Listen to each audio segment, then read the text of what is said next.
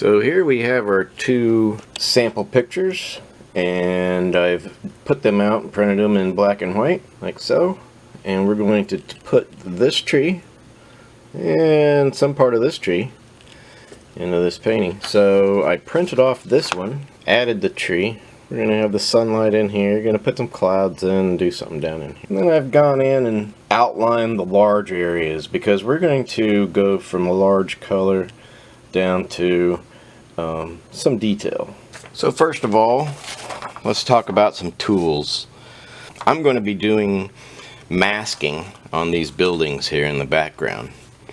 The reason why we do masking is to be able to allow us to do smooth washes and not have to be carving in around all of this with a brush while it's trying to dry and be smooth, and a nice vignette here for the sky and the clouds, keeping it soft. Everything comes out nice and smooth. Once it dries, then I can pull the masking off and we'll finish up those buildings at the very end. So the tools that we're going to use, I keep it separate, masking completely separate.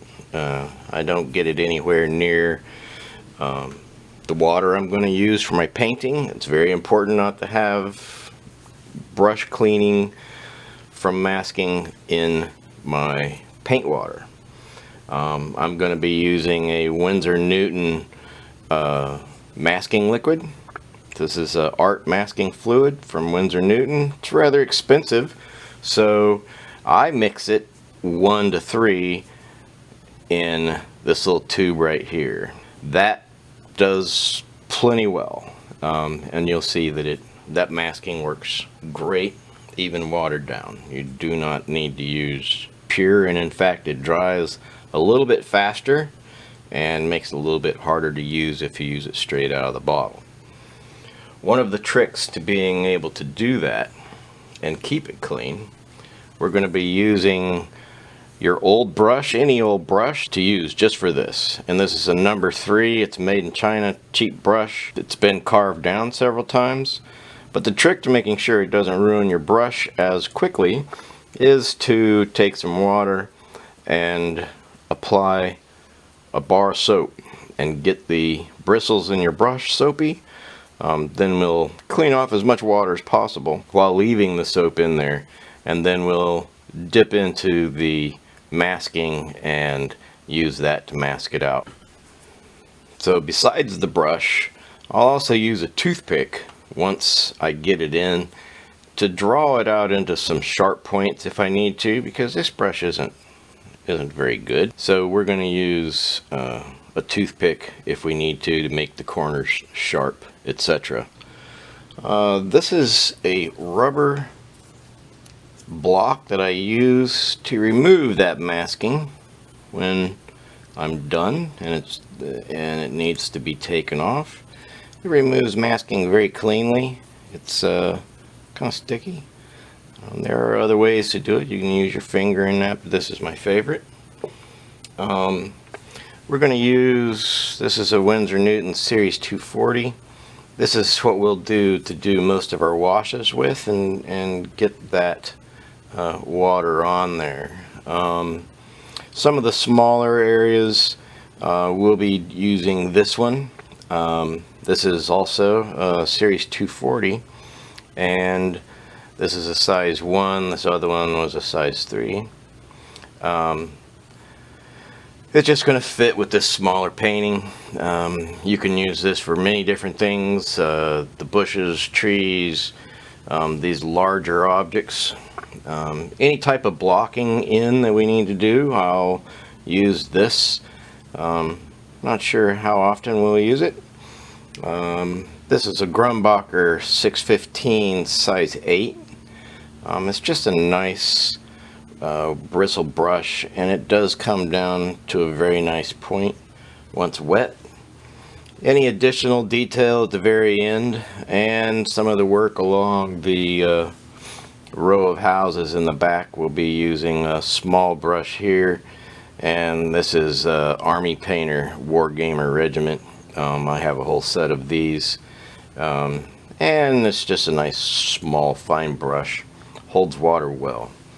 I'll be using a 0.3 millimeter Pentel to do my sketch with, and then I use these Pentel erasers to clean things up. Now, when I put on the sketch, most of this pencil work can be erased off after the painting is done. You can use this to do it. So it doesn't remove the paint. It will erase the sketch points that I want to remove.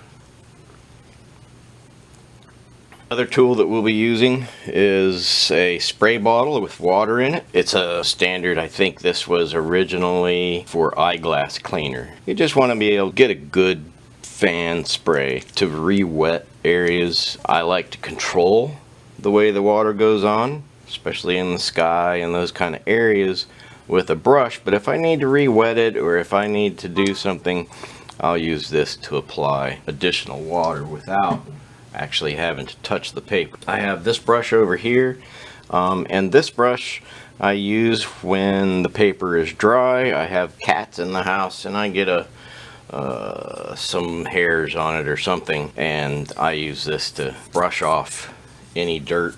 It does not get wet. We should be able to get going here. We're going to do the sketch first. I'll start, talk a little bit, speed the video up. If I need to say anything in between, let's just slow it back down. But I wanted to introduce you to the tools that I use. Also, one more thing, I use 2 buckets. These are little animal buckets. I do not like to put dirty water on my painting. Some people will paint out of the same water bucket. I clean my brush in one, and then I'll rinse it out completely with this and get my water from this one, the clean one, to mix my paints with. One other thing we may use up close is salt. This is large grain kosher salt. What it's going to do is it pulls the pigment to a spot, to the salt, and makes, it's kind of a trick. One of the few tricks that I use.